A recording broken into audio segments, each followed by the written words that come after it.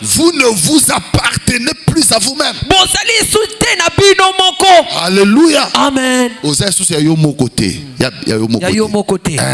Vous ne vous appartenez plus vous-même. Très bien.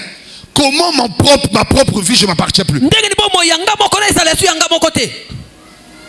Et c'est ce que Paul dit ici. Comme il a dit dans Deutéronome là-bas. Que vous m'appartenez de tout le peuple sur la terre. Vous serez mon peuple. Ça c'est dans l'ombre. Alors que le Saint-Esprit n'habitait pas en eux. Quelqu'un me comprend. Amen. Alors que c'était un peuple par alliance. Il n'y a eu aucun sacrifice pour eux. Or pour toi et moi, il y a eu un sacrifice. Christ est mort. Il a payé le prix pour que nous appartenons à Dieu. Donc, si je fais la balance entre Israël et celui que Christ a sauvé, qui est précieux devant le Dieu de Dieu?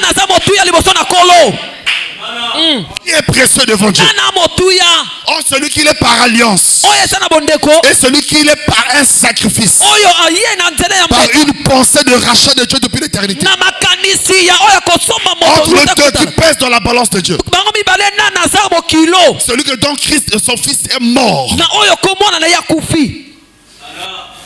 il dit à celui-là, à moins que tu n'aies pas le Saint-Esprit, à moins que tu n'aies pas le Saint-Esprit, mais si tu as le Saint-Esprit qui habite en toi, que tu as reçu de Dieu, voilà ce qu'il dit.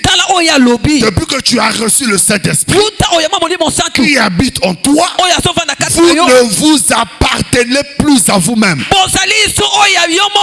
Ta vie ne t'appartient plus. Il y a quelqu'un qui a pris ça en charge, qui a dit je te prends parce que mon esprit en toi, tu m'appartiens maintenant. Je pose la question, si réellement ta vie ne t'appartient plus, elle appartient à Dieu, comment tu es maudit? Comment tu vis dans la malédiction de la famille? Comment la vie est bloquée? Comment tu allais marier les femmes de nous?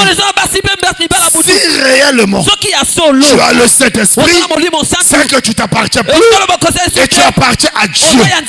Alors, je poserai la question, ce que tu vis, est-ce que tu t'appartiens réellement à Dieu?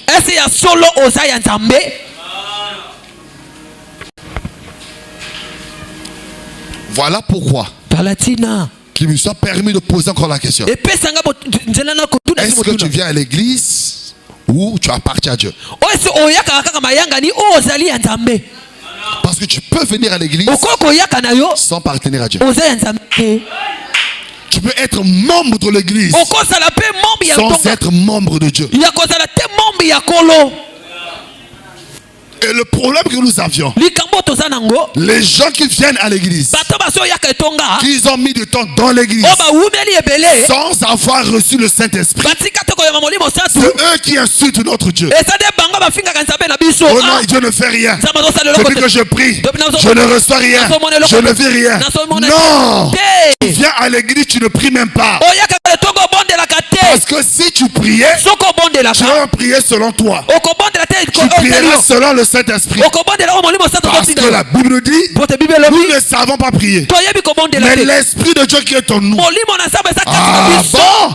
Donc les prières que Dieu exauce, c'est celles que les gens qui ont le Saint-Esprit, qui prient poussés selon l'Esprit.